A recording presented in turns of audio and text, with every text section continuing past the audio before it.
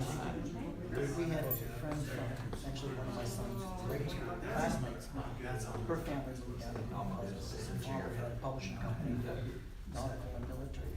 Well,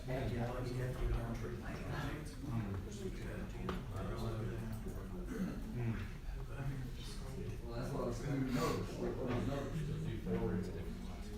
whether it's you coming in.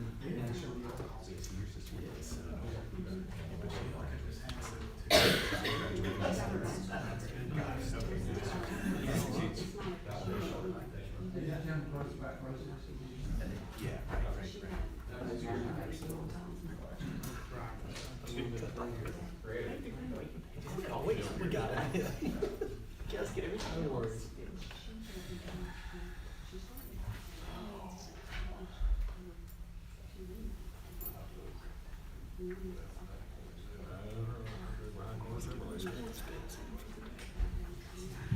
All right, we'll call the Town of Bowling Springs May Town Council meeting to order. Welcome, everyone. First item of routine business is adoption of the agenda. We may need to make a few changes. Anybody like to make a motion to adopt the agenda, perhaps with a amendment to not have the closed session? Make a motion, we approve the agenda without the closed session. Is there a second? Second. All right, motion, Councilman Thomas, second, Councilman Ellis. Any further discussion? All those in favor say aye. Okay. The agenda is adopted. Now it is proclamation time. Should I come up, Mr. Manager, or? Yes. That's pretty good. I feel like a proclamation should be up. Yes, and you can use this mic here, that's Okay. usually for John Q. Public. All right. I'll be in today. I'll just mess everything up, Tracy. How about that? I'm not forgiving those. Sorry. I promise to do the correct order for everything else. Seriously, welcome everybody. We have a few proclamations. We want to recognize people who are really important to what the Town of Bowling Springs does. This is the 55th annual Professional Municipal Clerks Week. And whereas the Office of the Professional Municipal Clerk, a time-honored and vital part of local government, exists throughout the world, and the Office of Professional Municipal Clerk is the oldest among public servants, and whereas the Office of the Professional Municipal Clerk provides the professional link between the citizens, the local governing bodies, and agencies of government at other levels, and whereas professional municipal clerks have pledged to be ever mindful of their neutrality and impartiality, rendering equal service to all, whereas the professional municipal clerk serves as the information center on functions of local government and community, and whereas the professional municipal clerks continually strive to improve the administration of affairs of the Office of the Professional Municipal Clerk through participation in education programs, seminars, workshops, and the annual meetings of their state, provincial, county, and international professional organizations, whereas it is most appropriate that we recognize the accomplishments of the Office of Professional Municipal Clerk.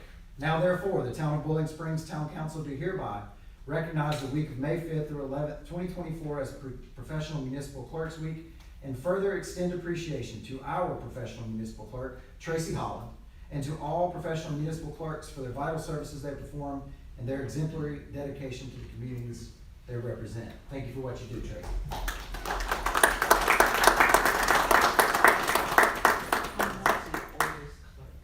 Oh, did I say that? Not the one since the beginning of history? Exactly. Okay, just making sure. The week of May 19th through the 25th is National Public Works Week. Whereas the Town of Bowling Springs appreciates those who choose to serve for the betterment of the town. And whereas public works services are an integral part of the services that the town provides to its residents. And whereas the public works services of maintaining of streets, buildings, grounds, solid waste collection, and wastewater treatment are vital to the health, safety, and comfort of town residents. And whereas it requires skill and dedication of public work employees to maintain these vital town services. And whereas the Town of Bowling Springs has a department of hardworking and dedicated public works employees. And whereas the town seeks to attract and retain talented public work employees. Now therefore, the Boiling Springs Town Council hereby designates the week of May 19th through the 25th, 2024 as National Public Works Week, and further extends our appreciation to our Public Works Director, Mike Jagert, and the entire department for the vital services they perform on behalf of town residents. Proclaimed the 7th day of May, 2024.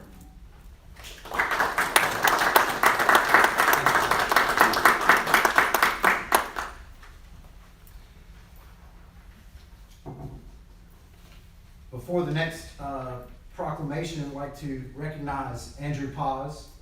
Andrew Paz comes to the Boiling Springs Police Department from the Cleveland County Sheriff's Office. Officer Paz is an Army veteran who served as a medic prior to enrolling at Gardner-Webb University. He has a bachelor's degree in criminal justice.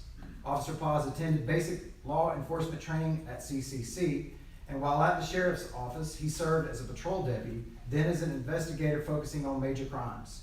He holds an intermediate law enforcement certificate from the State of North Carolina Justice Academy, and we are happy to have him join our team. Welcome to the team, Officer Paz. And on the heels of that, National Police Week is May 9th through the 18th. And whereas the town of Boiling Springs appreciates those who choose to serve and protect for the betterment of the town, and whereas in 1962, Congress passed H.J. Res. 730, which authorized the President to proclaim May 15th of every year as Peace Officer Memorial Day, and the week it falls on as National Police Week. And whereas the police officers of America, including our own in Boiling Springs, have worked devotedly and selflessly on behalf of the citizens they serve, regardless of the hazard to them. And whereas our police officers stand guard to protect and serve each day and night. And whereas the town of Boiling Springs has a police department of hardworking and dedicated professionals, and whereas the town owes a debt of gratitude to our police officers. Now therefore, the Boiling Springs Town Council hereby designates the week of May 9th through 18th, 2024 as National Police Week, and further extends appreciation to our Police Chief Nathan Phillips and the entire department for their honorable and faithful service they perform on behalf of town residents.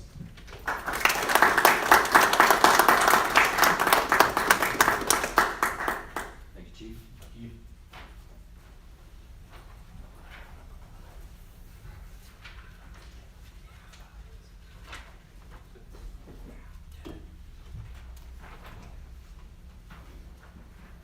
We are indeed blessed with a first-class staff.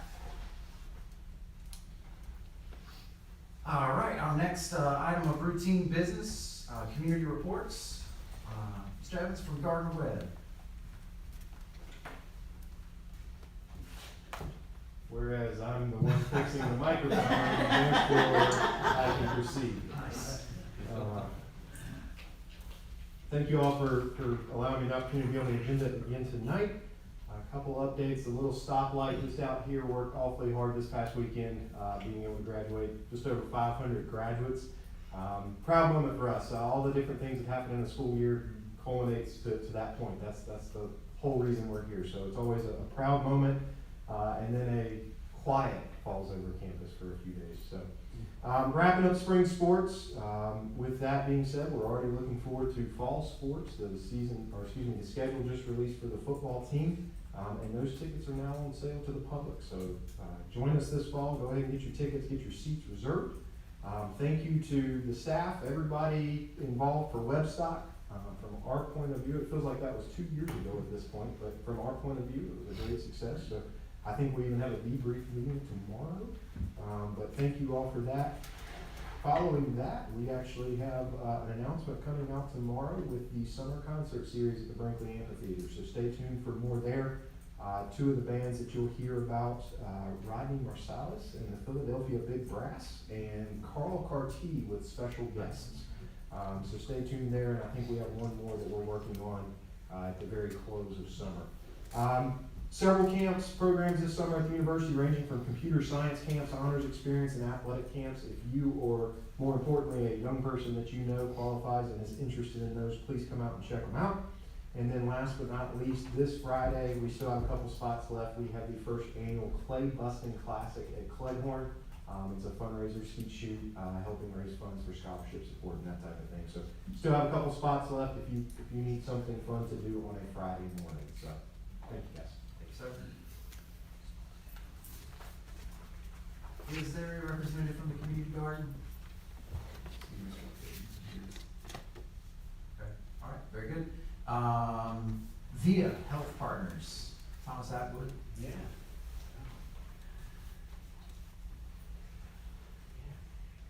Thank you. Mr. Mayor, members of the Town Council, thank you for having us. My name's Tom Atwood. I'm with VIA Health Partners, formerly Hospice Cleveland County, formerly Hospice and Palliative Care Charlotte Region. And I'm here tonight to talk a little bit about hospice care and what VIA Health Partners has been up to. I've got some slides up on the TV right now, just giving you a snapshot of, really it's kind of a 2023 annual report. We just finished our audit this week, and so more information forthcoming about what we're doing in the communities that we serve as it relates to end-of-life care. I also want to make an introduction. I'm joined tonight by Pam Schartz, who's a member of VIA Health Partners staff who I get to work with and is a Cleveland County native, and so it's great to have her with me tonight.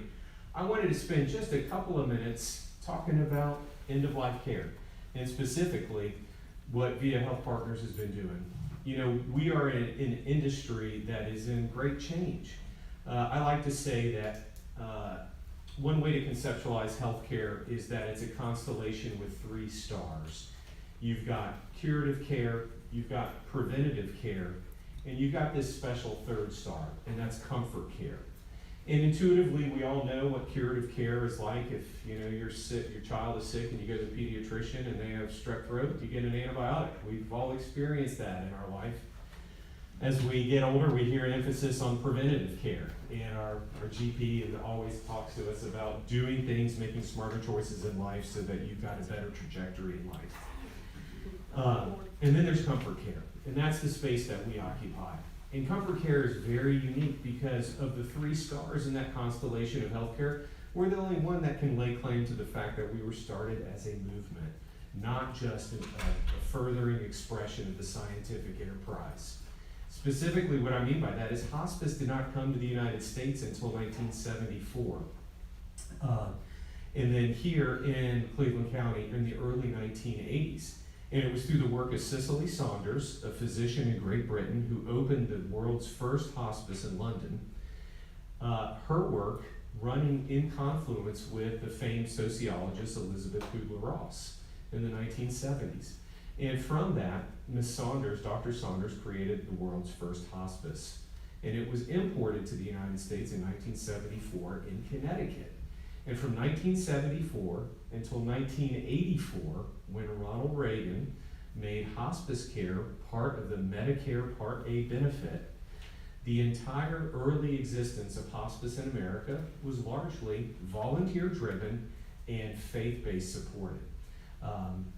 So many hospices have their beginnings in the upstairs bedroom, as our hospice did here in the upstairs bedroom of Evelyn West here in Cleveland County in the early 80s, or in the basement of a church. And that's how hospice became a thing in the United States. And now today, zoom forward, hospice care, palliative care more broadly, is every bit of a medical discipline as pulmonology, as cardiology, as pediatrics. And so physicians today can become a board-certified palliative medicine specialist. And so we have this beautiful story of embracing the hard sciences, embracing the scientific enterprise as medicine has, but also with this rich founding of being animated by an ethos or animated by a spirit of deep compassion to be with people at the most fragile time in life. That's the Hospice Cleveland County story. That's the VIA Health Partners story now. We are the area's largest nonprofit, community-based hospice and palliative care provider. We're in an industry of big change. 23 years ago, 75% of all Americans that would have received hospice care would have been cared for by an organization like ours, and about 25% would have been cared for by a for-profit hospice provider. And in 2 decades, a little over 2 decades, that industry has completely inverted, such that now about 75% of the 6,000 hospice organizations in the United States are for-profit. And over the last 2 decades, we've seen the privatization of end-of-life care as private equity has poured into it. What that means for us is it puts an exclamation point on community-based providers like VIA Health Partners, because we are not animated or motivated by a profit margin that reports up to a board of directors for possible packaging and resale to another firm. But our stakeholders are the community, the people that helped give birth to this organization in the early 1980s. And so it's an honor to be here before you tonight, before county staff and really the county at large, to say thank you for being a stakeholder in our success. For many decades now, we've been caring for the residents of Cleveland County, whether in Boiling Springs or Shelby or points in between. And it's the work that draws folks like Pam and me and volunteers like Fred to our work, caring for people at the most fragile time in life. The slides you have before you here are really just a snapshot of some of the work that we've been doing, and it mirrors the map that I've given to you. Because we now serve patients across 34 counties in North and South Carolina as part of VIA Health Partners. And last year, we had nearly 7,000 hospice patients received care from us, and another 4,100 or so received palliative care. Now, let me just make that quick distinction, because there is an important medical distinction. Palliative care is the wider, broader circle. Palliative care is broadly defined as people living with a life-limiting illness. For us, we see a lot of COPD, a lot of congestive heart failure, a lot of liver disease patients, but they don't meet the hospice definition of having 6 months or less to live. And so we move as a clinical care team in both places. Someone can start with us in palliative care for a number of years, and as their disease progression moves further and further along, they could end up in hospice care with us. And so as a consequence of that, we grow very close to our families, because sometimes we are with families for a year to 2 years, depending on how they found us and when they find us. Obviously, in the work that we do, we serve older Americans, and we serve folks that really run all ages. But if you look at our demographics here, you can see overwhelmingly that close to 68-69% of our folks are 75 years or older. But we serve patients in a pediatric program out of Charlotte, all the way through anybody who needs us. I'll also mention that most patients choose to get their care at home. As you can see here, we go where the patient goes, and we'll serve patients at home, in assisted living built communities, skilled nursing facilities, and at some point, some patients, depending on their disease progression, may end up in one of our 2 hospice houses, either in Shelby or Kings Mountain, if they get too sick to stay at home. And that is a vital community public health safety net, because we can offer ICU level service to patients in need that help keep vital capacity in the public health system, specifically in hospitals. We can keep those ER and ED beds open, and time again, our friends at Atrium and other health systems have said, please, thank you for working with us on your patients so that we can keep our ER open for the patients that are having a stroke or in a car accident, etc. It's one of the ways in which hospice can provide a real public benefit and a public good if you have hospice houses as part of your portfolio, which we do. A couple things that I'll share also here. You can see there in the bottom left are primary diagnoses. Now, when Cicely Saunders created the first hospice in 1974, it was overwhelmingly cancer patients. But as Americans have grown longer in lifespan, but not necessarily longer in health span, motor neuron diseases are the second leading primary diagnosis. Now, motor neuron is a catch-all term that includes Alzheimer's, dementia, Parkinson's, Alzheimer's, anything that has a neurological connection to it. And it's right there. It's a big sea change for us in end-of-life care to see that in an industry that has been dominated by cancer since the beginnings of the hospice movement. A couple other things I'll point out. We are in a partnership with our trade association, the National Hospice and Palliative Care Organization, and the Veterans Administration, the VA. And we are a 5-star, We Honor Veterans program that that compels us, that calls us to do more for veterans on what we call their final mission. When a veteran receives the hospice benefit, we have a suite of extra services that go a little bit further to honor that veteran's care, honor that veteran's service to the nation. And so we're very proud of that as a level 5 organization. And you can see here across our service area, nearly 600 veterans were served last year. We have, as I mentioned before, a pediatric program that serves children from the NICU up to 17 years of age. We also offer tremendous grief support, and if people ask us, what is one of VIA Health Partners' singular competencies, I could probably name about 4, but near the top of the list is what we do with families after their loved one passes away. And across our service area, we had over 17,000 individual consults with surviving family members who were struggling to come to terms with the loss of a loved one. Of those consults, 5,000 plus of the hospice community, these are people whose loved one were served by us, went on for that 2nd, 3rd, 4th appointment, all the way up to 13 months. And we offer 13 months of free grief counseling to anyone who needs it. But we also offer it to the community at large. And we had over 1,000 people across our service area reach out to us for help and get grief counseling because their loved one perhaps died on a car accident, or maybe their illness took them too quick before they could experience the hospice benefit. We have a workforce in our service area of over 900, so we're a meaningful employer in the area.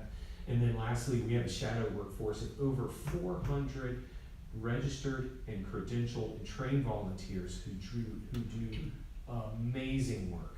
These are folks that will go into someone's home and sit with patients, read them a book, just have a conversation, play chess, sit with a patient so maybe their spouse can go get their hair done if we're caring for somebody.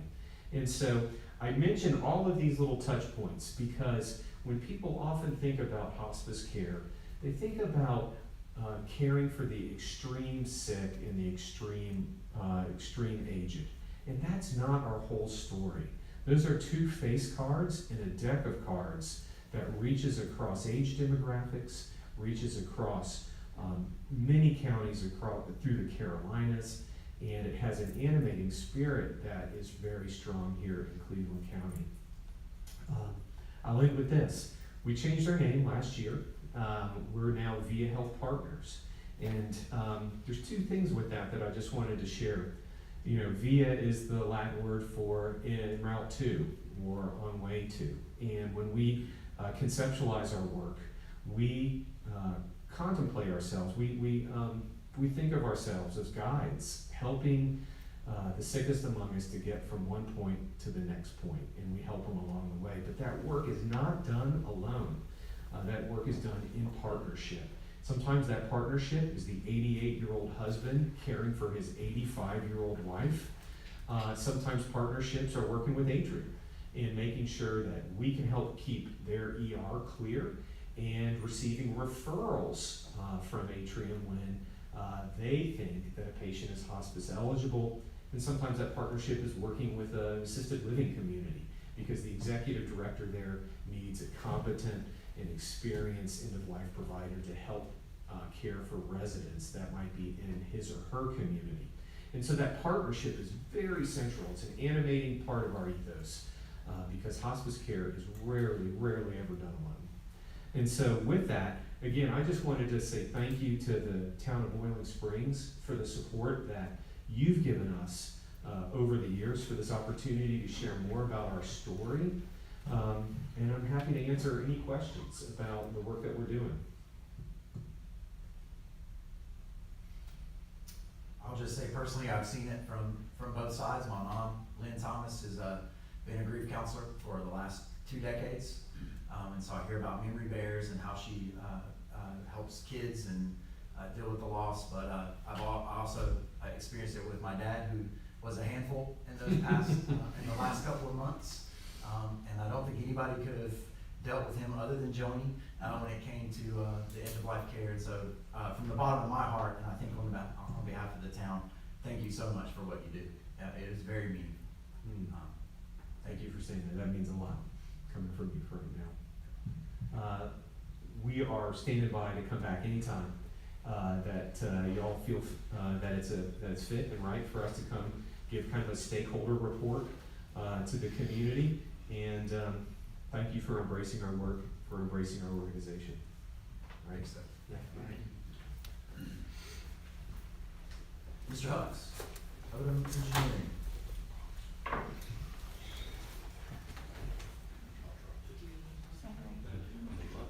That's a real big number. I'm gonna read every page of this, especially for Marty. Oh, yeah. It's got pictures in there for me. There are lots of pictures. There are lots of pictures. Good evening, Mayor and Council. I'm David Hucks. I'm with Odom Engineering. We had the pleasure of working with the town of Boiling Springs on culvert evaluations. It's a grant-funded project that I'm gonna kind of delve into a little bit about what that included and the findings that we had from this. So this was a Golden Leaf funded project that looked at your stormwater culverts throughout the town. Those could be individual culverts that these range from 60 plus inches to somewhere around 12 inches in size. Some are interconnected into a system, like some of your bigger neighborhoods like Highland Pines, Spring Forest, and others are just crossing streets, crossing roads, and trying to move the water to the basin, basically to creeks and storm dry ditches. The project purpose was to create an inventory and mapping of the culverts. I think we provided a rough map, and staff actually provided us with road to streets and marked off where these culverts were, and that's where we basically got our start with the project. It included an asset number assignment. We numbered those culverts. We also provided the coordinates of those. We provided the elevation information that hopefully in the long term will go into maybe some mapping system, GIS mapping system, and that was kind of a long-term goal with this. And then we provided some hard maps for staff to utilize, and where the culverts were and the basic information. Certainly it's a little easier to look here. I'll put the glasses on here.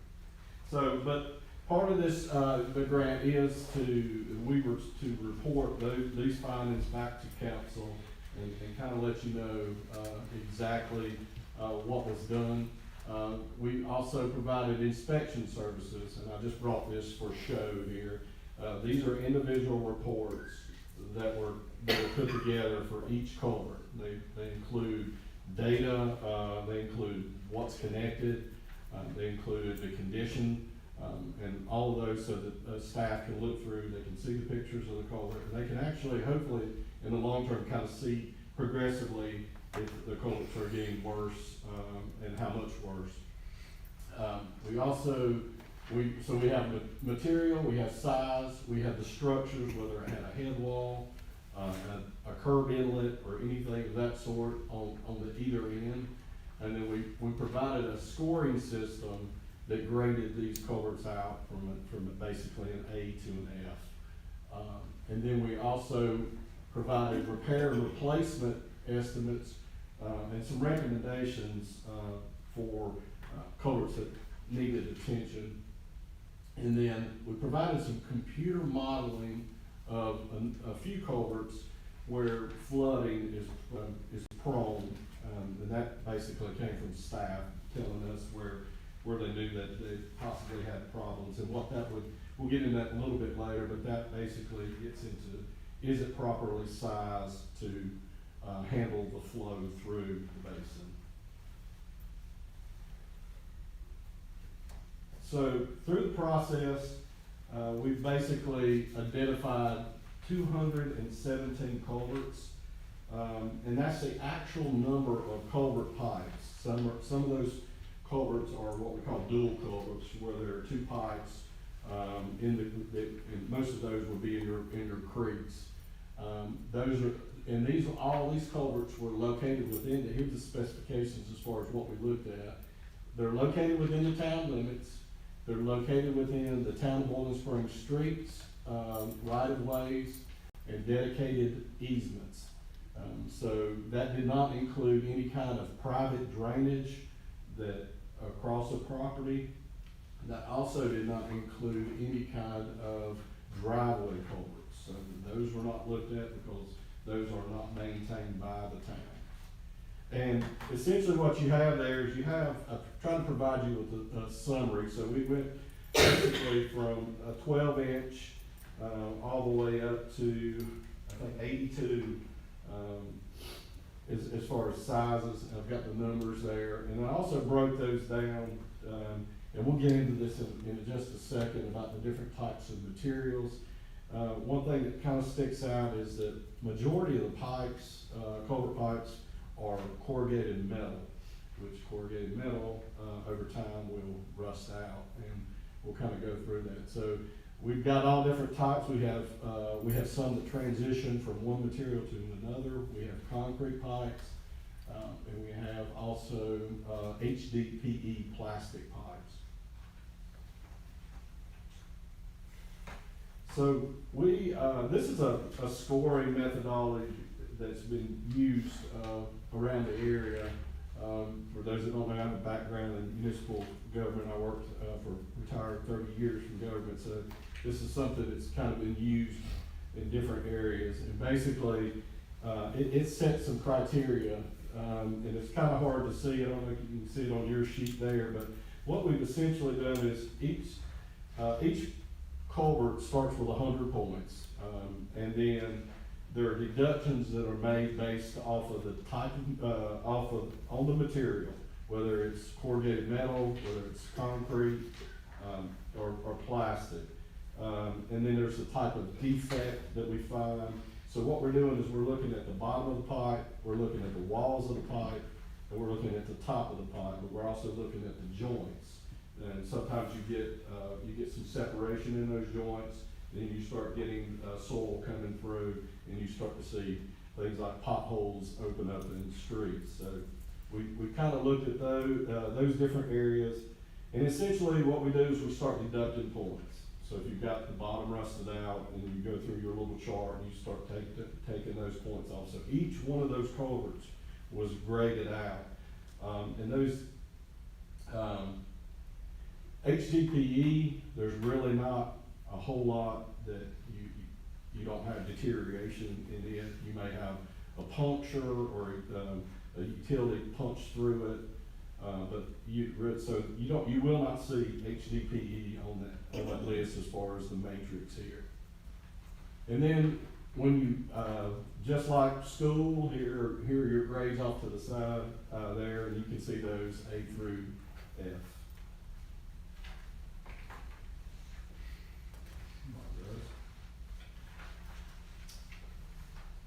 So basically, you have three different types of materials within the system. You have corrugated metal. That 60% of the system is made up of corrugated metal. In this picture, that was probably what we'd call a light surface rust. And then life expectancy of those is about 40 years according to standards. Now that will vary a little bit, particularly in this region where you have more acidic soils, so you'll get a faster deterioration. So they say 40 years, and sometimes that may be less, depending on where you're located. Then you have concrete or RC pipe, which is reinforced concrete pipe. That totals about 17.6%, and then life expectancy somewhere between 70 and 100 years. And then HDPE pipe, 20% of the system, that is primarily in Spring Forest, and is it Brookview, Mike, is that the name of that? There's some HDPE in that development as well. That life expectancy is around 100 years. So what I'm gonna do is I'm gonna kind of just briefly show, I'm not gonna go through there and give you this, oh my goodness, look at this, look at this. I'm gonna just give you some of the things that we've saw, so it kind of registers with you what we were looking for. This is a culvert that where you kind of see some joint damage where the metal's hanging down. And you've also got debris built up in that over time. Those that washes in, and if the velocity's not high enough, it'll start piling up.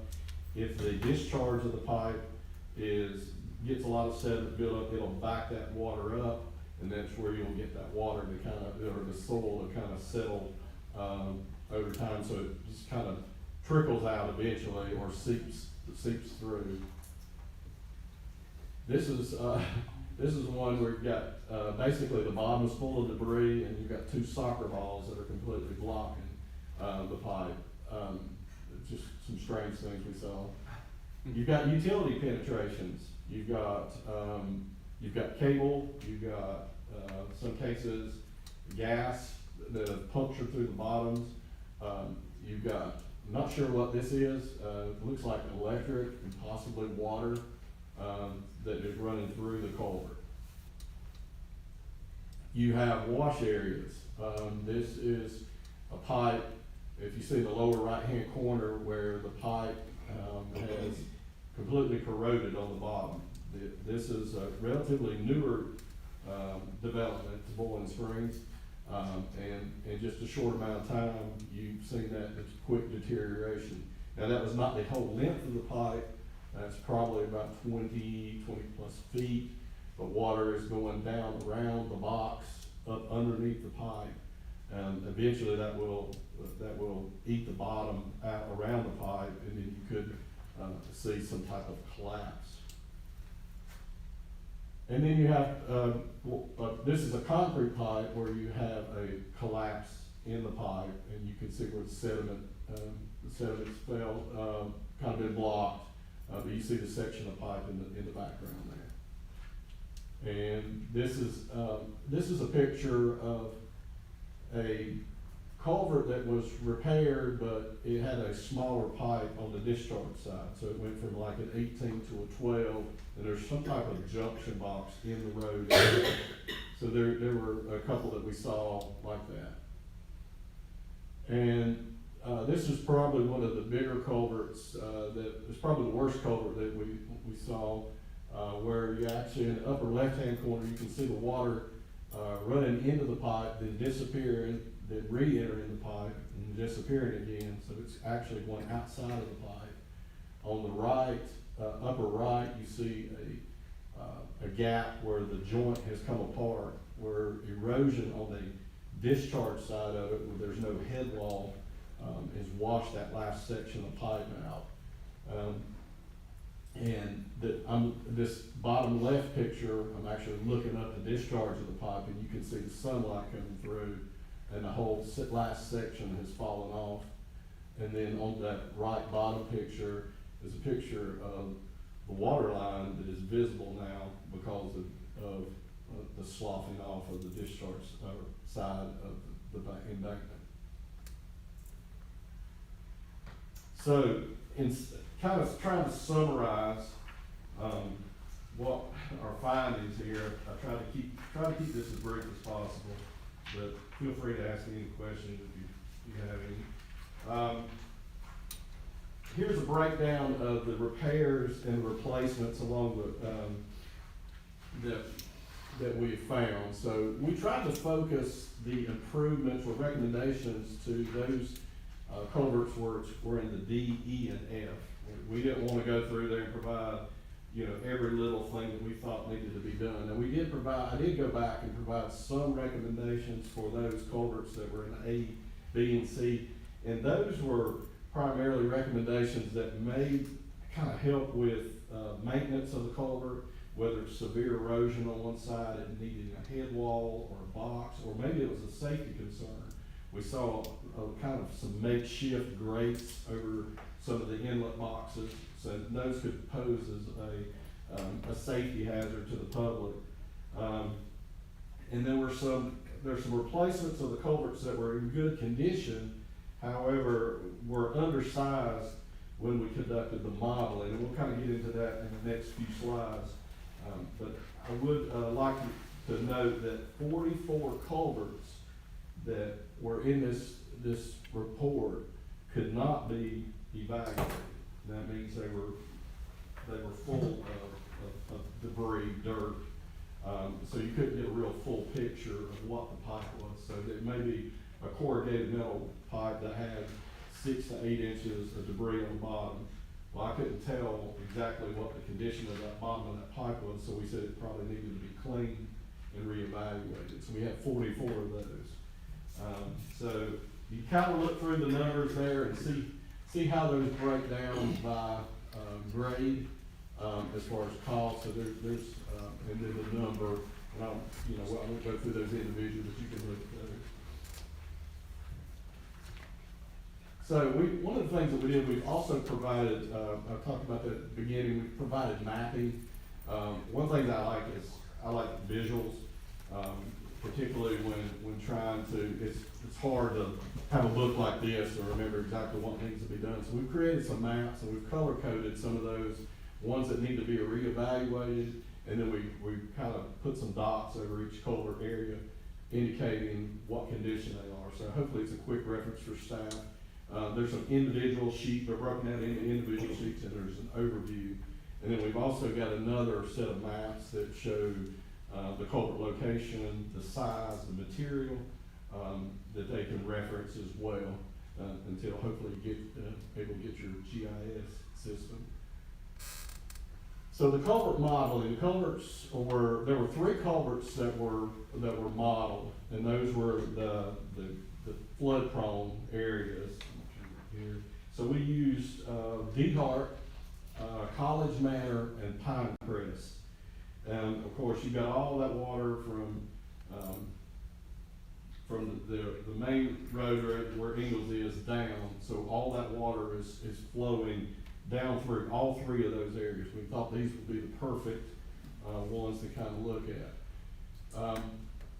So what we've done is we gathered the elevation information. That would be your inlets, your outlets, it would be your road height, and as much information as we can, some shots with GPS to kind of get our elevation set. And then we took the pipe information, the size, the material.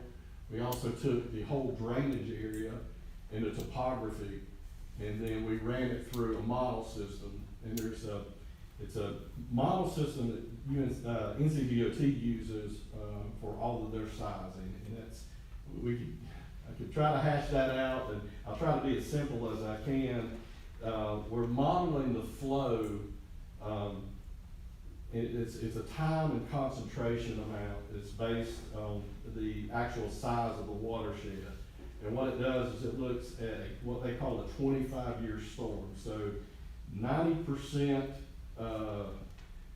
confidence intervals as far as the amount of rainfall. And so in this situation, I've got that here, that equates to about 2.82 inches over an hour in a day, and there's other intervals that it has, and over a 24-hour period it's about 6.5 inches. And you say, well, we've seen some of those, but it does depend on if that rainfall is over that solid drainage basin, but it looks at how long it takes that water to move through that one point of discharge or that culvert. So you can see up in the upper right-hand corner, I'm just going to give you an example here. This is one of the culverts. You see the upper top diagram there, the water is showing over top of the road. So in one of these 25-year storms, you can anticipate that that's what would happen to the water level in that culvert. It would actually go over the top of the road. So when you're doing your designs, you're trying to make sure that you keep it at least a couple feet over the top or the crown of the road. You don't want to wash the road out, or you don't want to overtop the road, causing a hazard. So the design, as you see, as we upsize that line, the bottom is where that line, the line size has been increased, you can see how that impacts the, flow of water. So here's a map of those culverts, culvert 34 there, 73 and 68. So that water is moving from culvert 34 to 68. That's just a rough diagram. So what you essentially have is your current,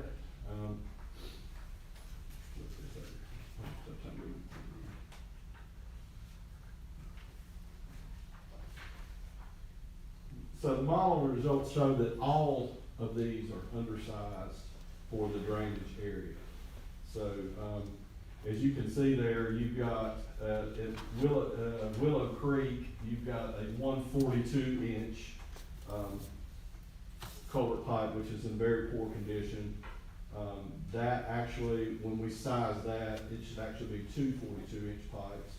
And you can see the cost out to the right of that estimated replacement cost. At North College Manor, you have a 30 and a 42-inch pipe, and those are in good condition, however, they are undersized. Now, one of the problems with the modeling is you can't necessarily run two different size pipes. So in this case, we ran the model with two 42s. So we said, all right, we're gonna get the worst case scenario, and we ran it with the two 42s, and it still wasn't, or the best scenario, it still wasn't enough to move the water through. So there, we're gonna look at, you're looking at two 48-inch pipes for replacement. You see the cost beside that. And the last one is at Pinecrest, which that one happened to be a 60-inch culvert pipe, which is in very good condition. However, it's undersized. There you would need actually two 60-inch pipes to prevent any kind of issue with overtopping the road and I think, Mike, at some point in the past, that one's kind of washed out or washed over. So those are the three that we've looked at, and you can see the ranging of conditions. So it's kind of in conclusion or in summary. So we've provided this culvert inventory. We've provided a culvert scoring system. We've modeled the three culverts that exhibited the flooding potential. And then we provided cost estimate for repairs and replacement. I think that what we get from this is that we encourage the town to use the report in conjunction with the pavement condition survey that was completed for annual budgeting of replacements. One thing I will say, and is about 60% of your system is metal pipe. So over the course of time, you're going to continue to see issues kind of creep up with bottoms rusting out of pipe. So it's not I'm trying to scare you kind of moment. It's not like it's going to happen today. Some of these pipes have been in for 20 plus years. But as you know, some of those neighborhoods, Homestead Acres, Highland Pines, some of those are reaching that 25-year mark. So you're going to see those over the next 10, 15 years start to continue to show signs of deterioration. We also recommended developing an annual inspection program for the culverts. Try to keep a percentage of these looked at annually to kind of continue to monitor. It was kind of a rudimentary type inspection. We used an iPhone looking in the ends of the pipe, but we also utilized a telescoping camera that has the ability to look a couple hundred feet up as long as that pipe's straight. We could not afford to run little robot cameras up into these. It just looked cost prohibitive to do something like that. So what we did, we tried to look for the obvious damage, and then continue to monitor those condition changes, kind of doing the same thing, and then also try to limit the use of the corrugated metal pipe where possible. A lot of the newer neighborhoods are HDPE or concrete pipe, and that's good. It's just that this region is really tough on the corrugated metal.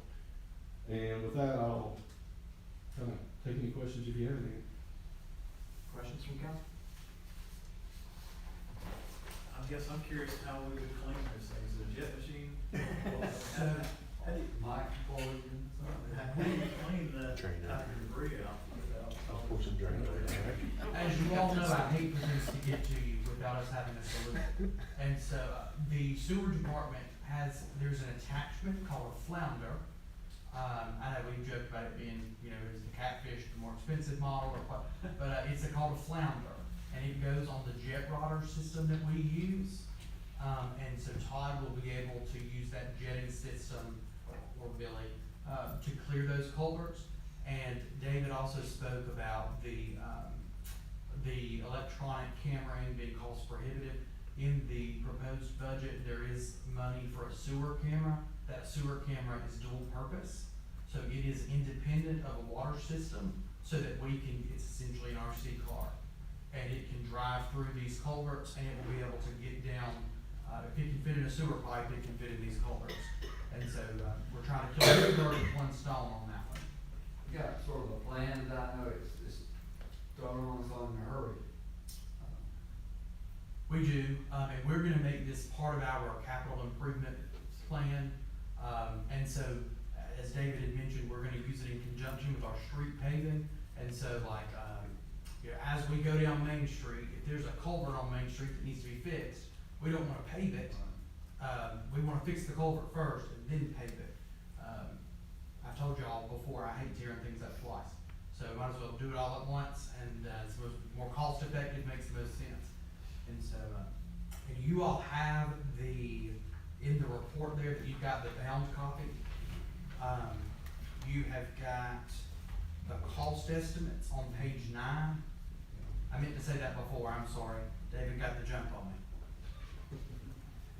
I will say that one of the things that staff will probably end up having to do is really take a look at, one of the things that Mike and I talked about and Zach as well is you really have to look at those that are high risk but also pose issues. You have some you have ways around some of these if you had to get in and do culvert replacement. You'd rather do those as scheduled and not as emergency. I know that some head walls and some of that stuff could take up to 20-something weeks to get. So you kind of want to look and maybe prioritize. We try not to get in and prioritize these because there's different ways to look at it. I was noticing on some of these streets, like the cut through on Hillcrest is amazing. The number of cars that come down that every day, out there in the middle of the street and cars zooming by. But there is one that you gotta consider school traffic coming through and those kind of things. But trying to take a look at, there's some dead ends, where, especially, what's the one that we mentioned as far as the model? Pinecrest. There you have, 6 or 7 houses where that's your only way out, which when you start talking about replacing with a 60-inch pipe, you're gonna create some disturbance and possibly, have some issues getting into some of those places. So maybe take a look at, how to best, prioritize that. But looking at that, I mean, most of that's topography, just the lay of the land plus the impervious surfaces there, the Main Street and those type of things. We can't help the general topography there. But we could, with the, stormwater runoff and those type of things, we could, help some of that. Maybe. I mean, where's that flow coming from? I guess generally it's just running from Main Street down D-Hart, and then that track of Willow Creek and all, that's all the same. It is off the streets, it's off the parking lots, but it's just the area, the basin the drainage basin is so big, you have quite a bit of water coming down through there. Is that where Andrew Day lives down there? That where? Okay. Yeah, we've had a lot of, discussion about that and how to help with that, but I just wondered what we could do from the street side up there to control some of the runoff. Cause at one point it was coming all the way across that road and flooding Main Street right there at the cruise center, so. I don't know what can be done with that, maybe just flood. Anyway, thank you, sorry. Any other questions? Thank you for the opportunity to work with Town Walls. Thank you, David. Did anyone sign up for a public comment? Any citizens here that want to speak on something not on the agenda? All right, is there a motion to approve the consent agenda?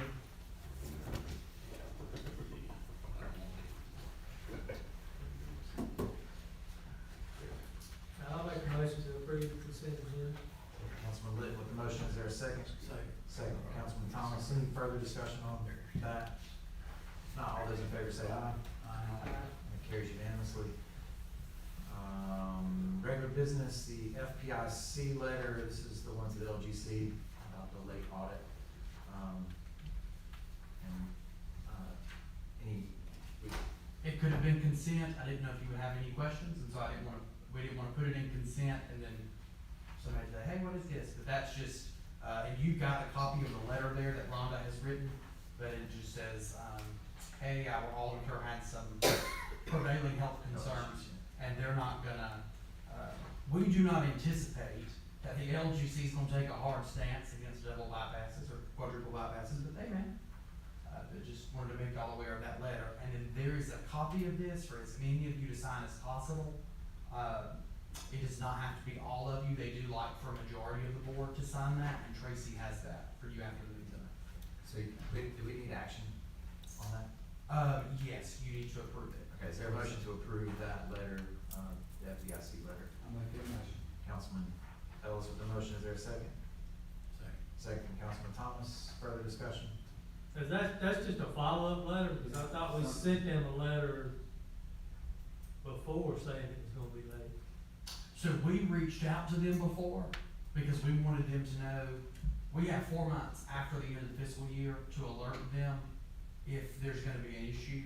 Mary Grace has called them, our auditor, and said, hey, these are the problems, the mitigating circumstances. We've reached out to them as well, just so they know it's not our fault, but we do have to formally send them an official notice. That you, and essentially all this is doing is letting the LGC know that Rhonda and I are not just holding the audit, that you all are aware that it's late. Further questions or discussion? Okay, there's a motion and a second, all those in favor say aye. Those likewise? Okay, that carries unanimously. MHO District Review, Mr. Manager? Yes, and so this has come up a couple of different times, and so this is on page 37 of your agenda. We've batted this around in some work sessions with the planning board. The general statute requires that. Oh, I'm sorry, yours different, yours is different than mine, I'm sorry, I didn't change my only one. Yep, and it starts as item number 2, article 5, section 4.5, manufactured home overlay district. Yeah. A manufactured home is any house not built to the North Carolina Building Code. And so the general statutes in 160D say that we cannot unduly discriminate against those houses. What that means is we cannot ban them. They have to go somewhere.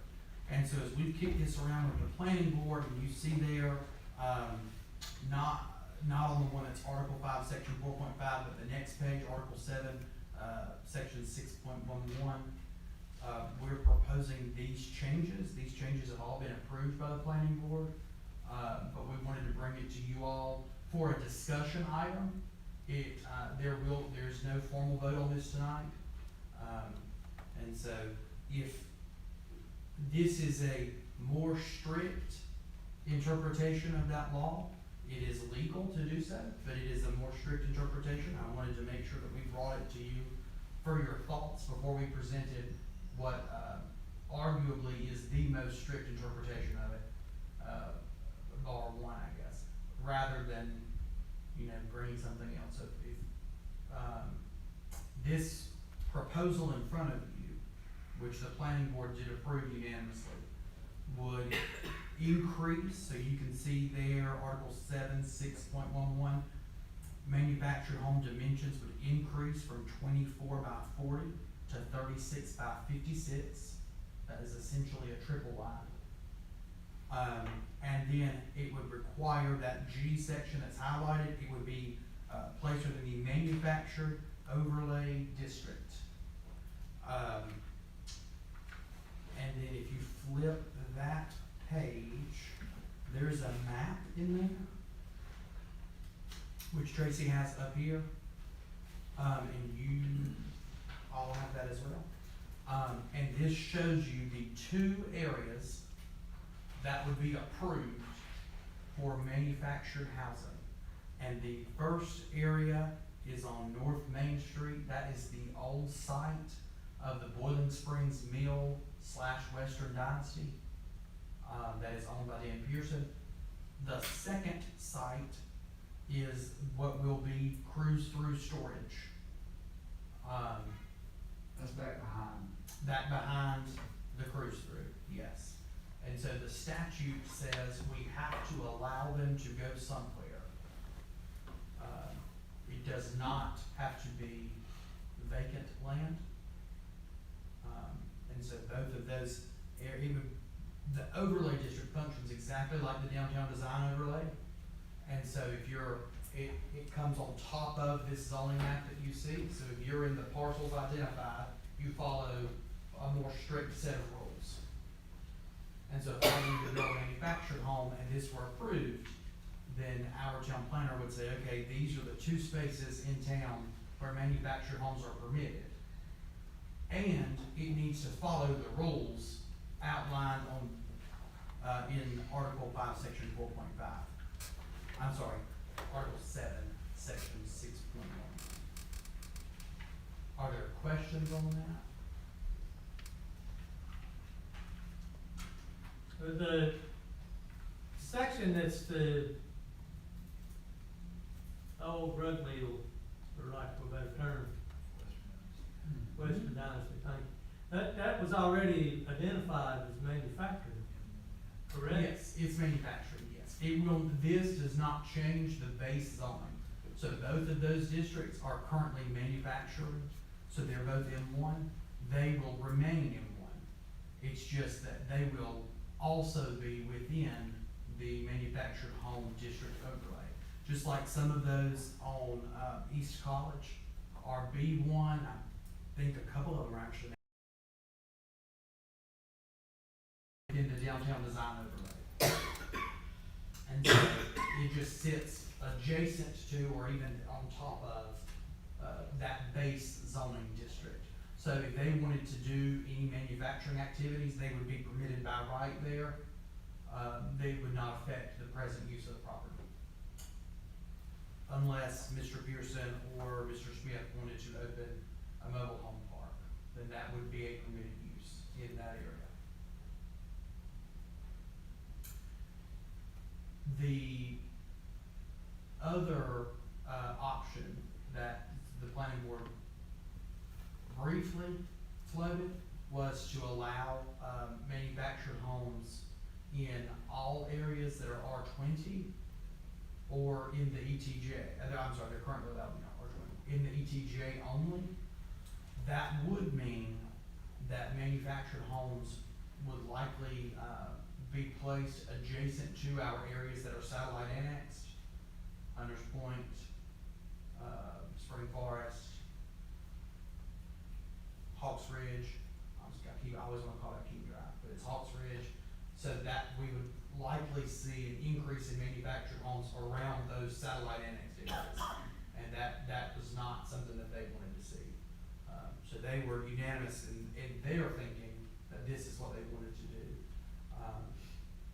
Again, we're not voting on this tonight. It is something that staff's looking for feedback. We'll take your feedback to the planning board, and if you want to move forward with approval, there's a public hearing that will need to be held next month. We didn't want to go through the advertising and the public hearing and alerting of folks if council was not interested in moving this forward.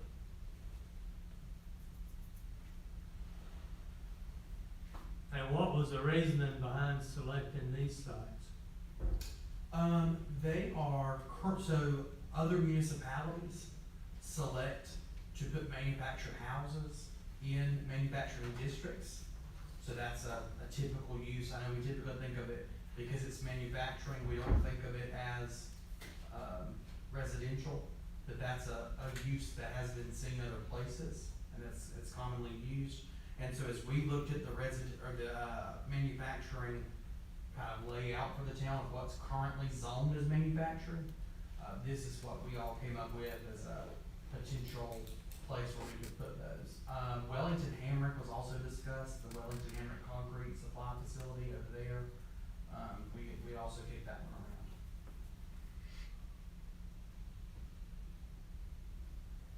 So from my standpoint, we can't prevent manufactured homes from being in the town limits by statute.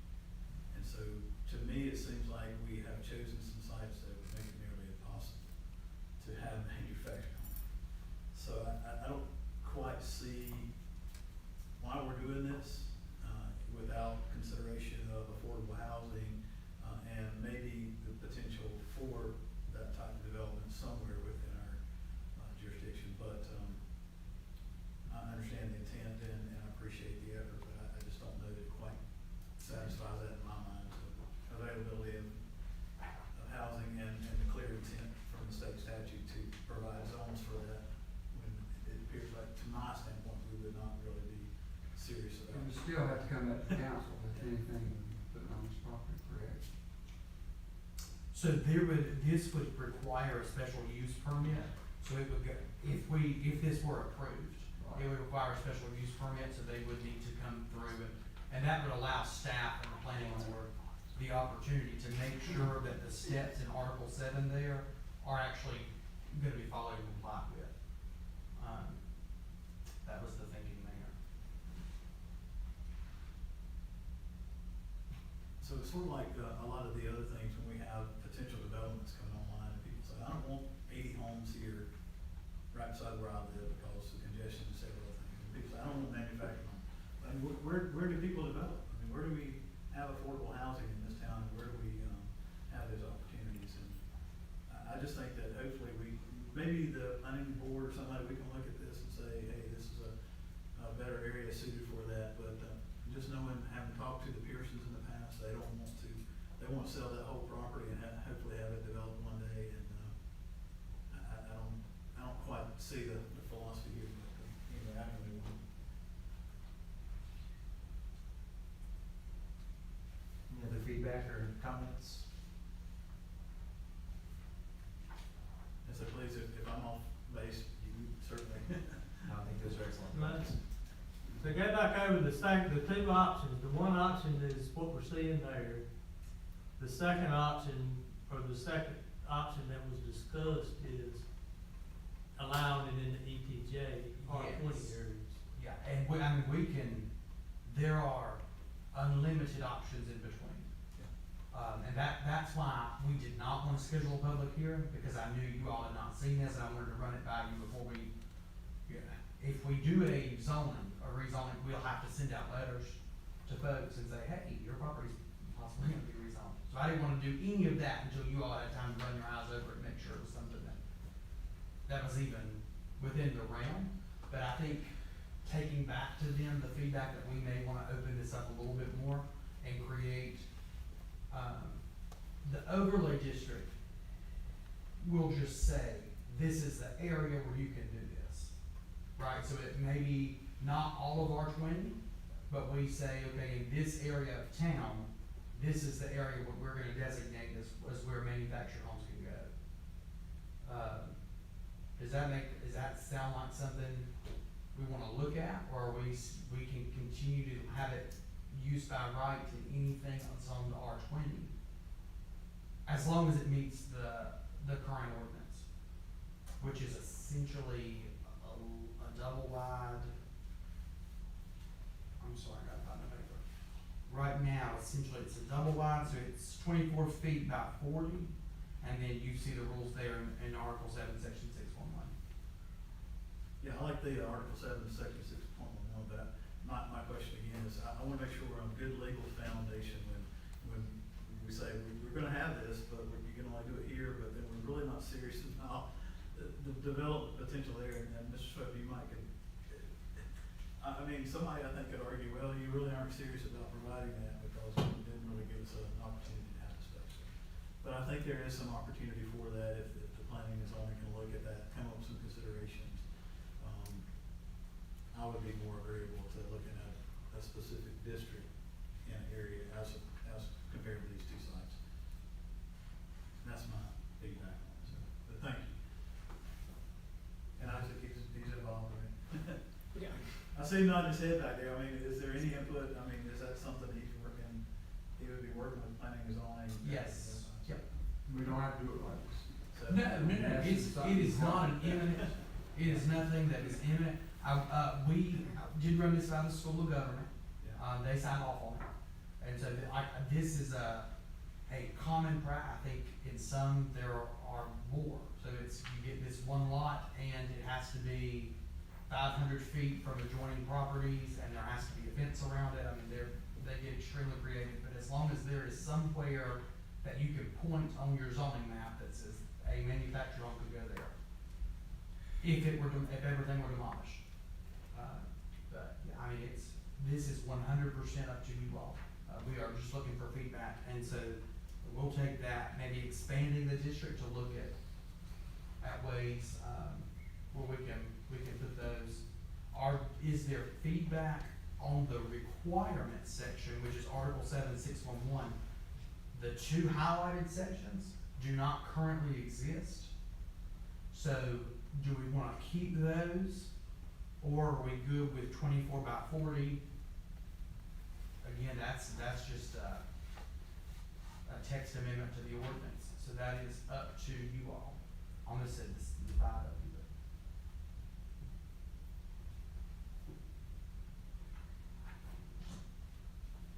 but. What was the reasoning behind increasing that? Just to make it more restrictive, to allow only the higher end manufactured homes into town. And I think, so manufactured homes a little bit broad, it loosely covers things like tiny homes. And when you think about the tiny homes, mobile homes, anything with wheels typically is in the manufactured home. If it's not built to the North Carolina Building Code. So you're not talking about modular? No, modular homes, so to meet the definition of modular, it has to go to the building code. So can I, or Yeah. Mr. Mayor, may I add something here? I just, sorry. Sorry. Just real quick, the whole reason this has come up is, we work to keep our property values high in town and to, make sure we have a nice place to live, but also, provide affordable housing for people to live in and have a place to stay. But the whole idea of this came up because I'm getting 3-4 calls a week of people, wanting to place manufactured homes in town.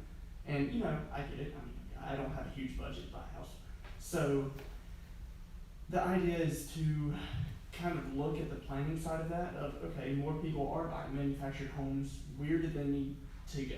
This can't be something that needs to be, it can't be ignored. It definitely needs to be something that's thought of now rather than later. Because I think in my time of working here since January, I've permitted 6 manufactured homes since then. And that's fine, that's all well and good, nothing against it, it's just something that we need to think about. That's all I was gonna say. Yeah, and I would appreciate it. yeah, that's where my standpoint was when we have the average home now is $300,000 in our community, and where do people live that's affordable? And then that's sort of my thought too, is how do we develop that area without losing our property values? So thank you for that input. Okay, yes, sir. All right, next up is the potential adoption of the revised code, or updated, I should say, code of ethics for Bowling Springs Town Council. I was able to sit in on this committee with Councilman Ellis and Councilman Green, and there were no objections to, this was recommended without objection, the updated language. I don't know if you want to add anything in particular, but. I do not recall that there was a substantive change. I think it's pretty much, the same that you all, that council adopted back in 2010. We did change, so where it was commissioners, we did change that. And I think, We did update one section about the open meetings law, those statutory references needed to be refined. Our big thing is, as Tracy and I move forward into the new fiscal year, we're wanting to look at developing a set of standard operating procedures for various departments and boards, and commissions for the town. And so this will be a section of what we, keep on file for the council, standard operating procedures, and then we can give this out for new, councilmen who come on board. Questions or comments about the code of ethics? If not, is there a motion to approve? I make a motion to approve the code of ethics. Councilman Thomas with the motion. Is there a second? Second. Second, Councilman Ellis. Further questions or discussions? All those in favor say aye. Aye. Those likewise, that carries unanimously. And the last item is the resolution for the Safe Streets for All grant program. Parker? Yes, so, and I apologize for getting this to you all late today. We received it briefly, just right before you did. This is from our consultant, Bolton Mink. It says in that, let's see, 1, 2, 3, in that fourth whereas, county's proposing an application, local contribution of up to $750,000. That is the state grant amount that we received, in the state budget for our downtown design and, streetscape and intersection improvements. And so we are listing that on here as our local match. We're only required to do 20%, which is $400,000. But we went ahead and listed that as an up to figure. This is going to allow us to apply for what's called demonstration funds. Demonstration funds are classified by USDOT as non-permanent, street improvements that can inform our safety action plan. And so we can get some funding here to do, some crosswalk visibility measures, things like that. And then we will use that through the Safe Streets for All process to inform our action plan. Are there questions on that?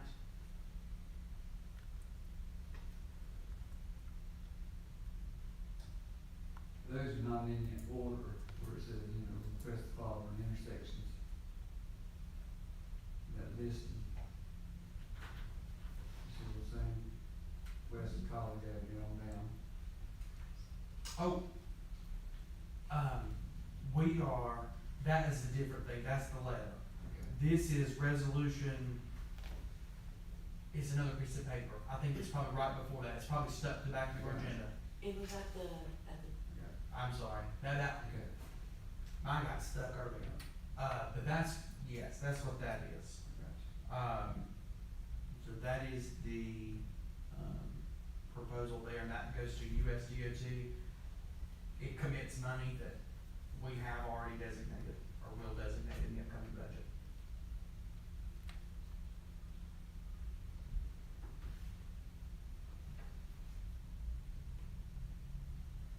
Questions, comments?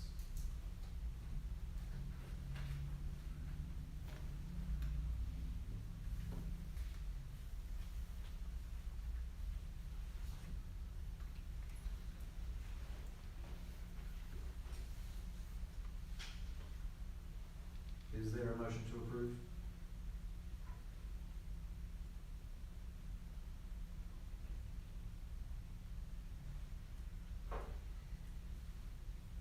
And again, I believe the intent is to start the application, for the grant process, right? I mean, and it doesn't really obligate those funds. Whether we get them or not. If we're awarded grants, then we apply the funds as necessary. I'll make a motion to approve resolution, 2405071.2. Motion from Councilman Thomas. Is there a second? Second. Second from Councilman Litton. Any further discussion or questions? If not, all those in favor say aye. Aye. Those likewise, that carries unanimously. Mr. Parker. Ooh, I have only got 12 items on my list. So, that's not a joke. That's what I'm afraid of. Yeah, that's, so, we do have an opening on the Board of Planning and Adjustment. It's not here yet, but it will be here July 1. Mr. Waycaster is rotating off. We've got someone who's expressed interest in that, and so she's gonna get her application in sooner rather than later. But I wanna have that to you all at the June meeting, so that there's no lapse in service on that. So BOLO for that. You've got a letter, it was the last item in your agenda packet. That's a letter that I've written, at the request of, North Carolina DOT. They have a pot of money available, from the TAP program, the Transportation Alternatives Program. And so they sent me the letter and said, can you sign this and send it back? And if so, we will do ADA improvements at all of these intersections. And so that's what that list is there. Not gonna read them all to you. This is something that they're planning on doing over the next year, but essentially it's curb improvements, putting down some of those braille-like pads there. It's all centered around ADA accessibility. We received that request yesterday, and so we wanted to get it back to them, because while they've got money, we want to maximize it. Most of those are along Gardner Webb's campus, but it won't affect the general sidewalk. It'll just be that curbing there and the crossing areas. Councilman Thomas asked last meeting about a USPS water bill. I've spoken with his mills multiple times.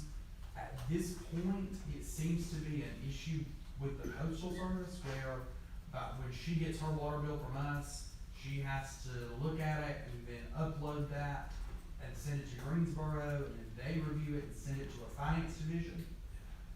So we've worked with her on that, but I wanted to let you know that we've looked into that, and she and I spoke earlier this week. But there's no resolution right now, but it's something that we're conscientious of, and we're working with them on it. Aside from putting the post office in a completely separate billing cycle. And if I do that, Rhonda will leave me. So I cannot do that. Rhonda will not be happy. I wondered if, when we did the lease, if we did the lease, could we add the water in with whatever the lease payment, just have Yeah. one payment? Yeah. I don't know how that would work with, then they use thousands of gallons of water. That's right, yeah.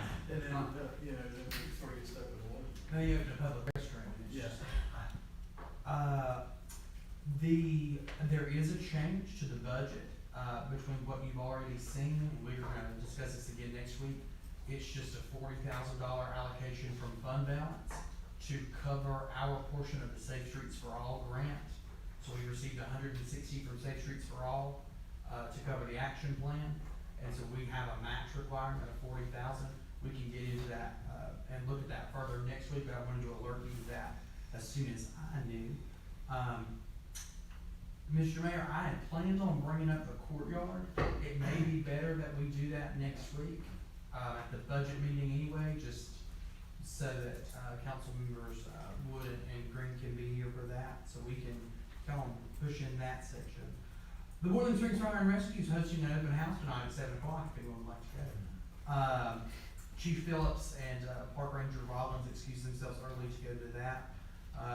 Please don't forget to sign the FPIC letter. YMCA Management is going to discuss our proposed agreement with the YMCA Volunteer Board. That is their board of directors. It's called the Volunteer Board. They will, quote, be back in touch, close quote. If you have feedback on Webstock, please let me know what that is.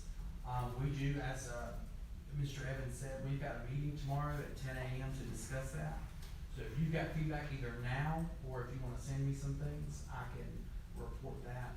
We've done that internal review on the staff side and kind of made a list of some of our feedback. I attended the Broad River board meeting. Typically, Councilman Wood update you all on that. Attended that yesterday. Things are going well. There has been a question about certain groups having to pay. There's a Broad River Greenway Board of Directors manager's policy, and it was approved by council, that if, there's a formula, so it tiers them, but if there's over X number, and I believe that number's 80, equestrian participants, then they pay $550. That's what the policy spells out, and it's just anything over that.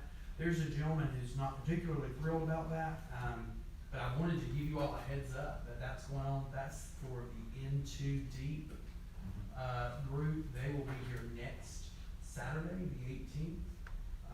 But Kim did ask me if I would mention that to you all, and so I told her that I would. So if you end up hearing from him, I think he's meeting with the county manager. He came in, we spoke on the phone the other week. My answer was, what does Kim say that you owe? Because Kim knows. And so it makes it pretty easy. This is a preference question. This is number 11, if you're counting. Would it be better for you all if the computer in front of you reflected what's on the TV screen? Would that be a better, I don't know if you can read that, but we can make it work where the computer in front of you actually is what's up there. As we're flipping through presentations, okay, that doesn't matter to me, I just was wondering. Well, I mean, I was a proponent of going to the computers and reducing a lot of the paper, okay? But the size of these screens are pretty small. And if you make it larger, the print larger, then you get lost in the Yeah. going left and right and trying to find the right page. So Right. at some point, if we had access to a larger screen, it would help. Screens aren't that expensive if you just link the screen to it rather than get a whole new device.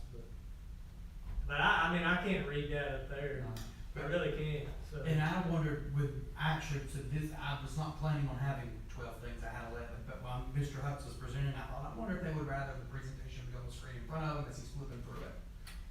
Well, something like a PowerPoint that had those large, like VIA and some of the stuff Mr. Hooks did. Yeah, we could see that. But what's up there now? I And can't. that is on your screen.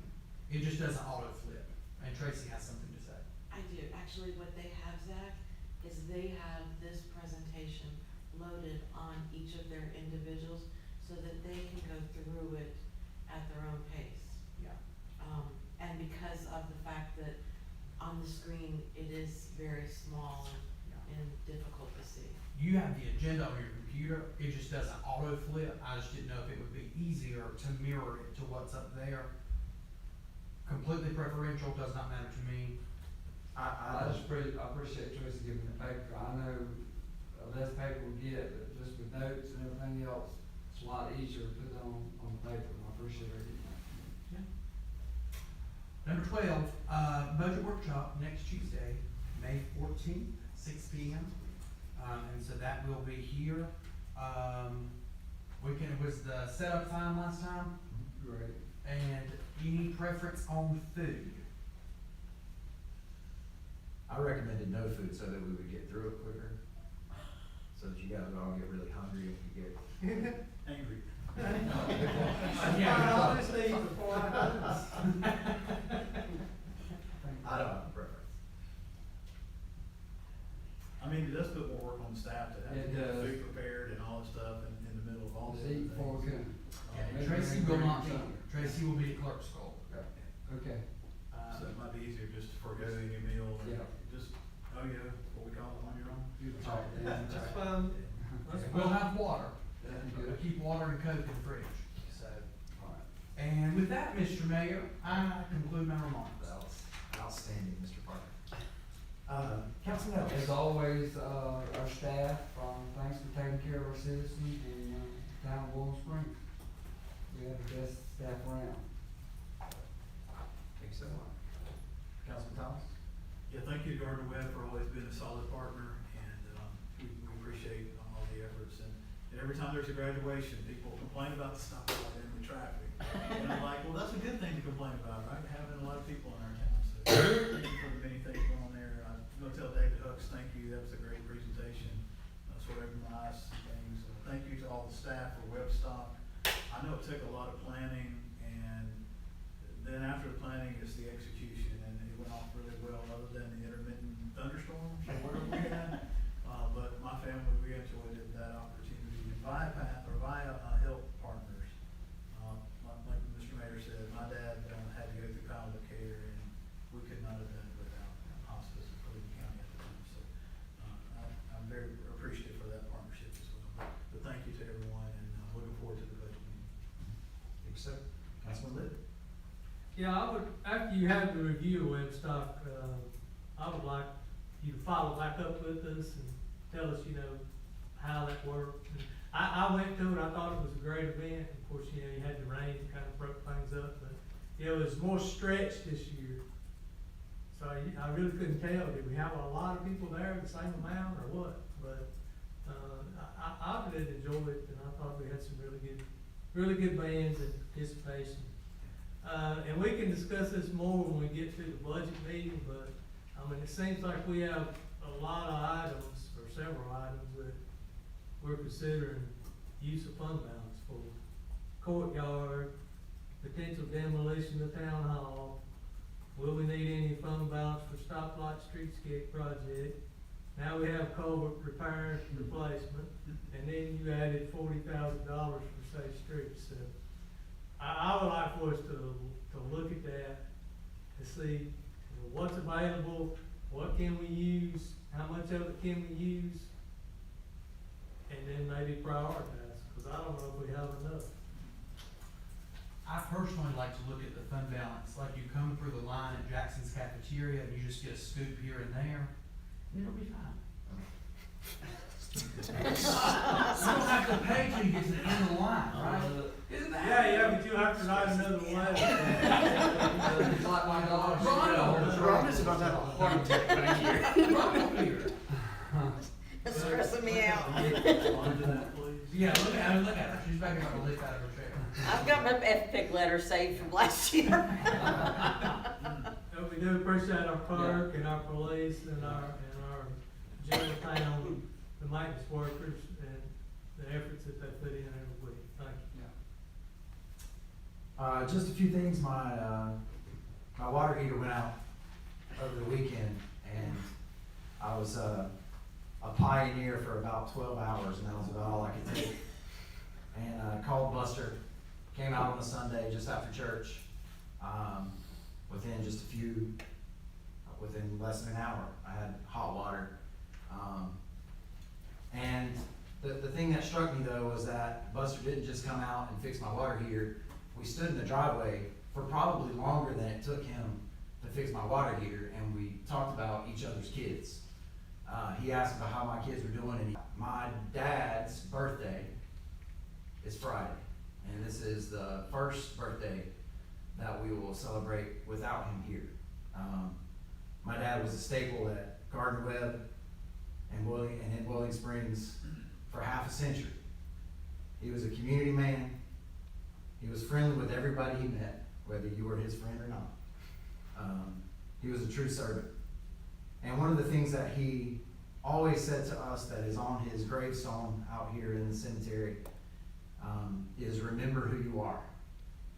And just like Buster asking about my kids, just like the way that we all treat each other, this is who we are, is Willing Springs. We know each other, but it's more than that. We care to know about each other. And that's who we are. And I appreciate each and every one of you for making that true about Boiling Springs. Is there a motion to adjourn? Motion to adjourn. Is there a second? Second. All those in favor say aye. Aye. Good evening, everybody. I must have a good suit over that open house. Just to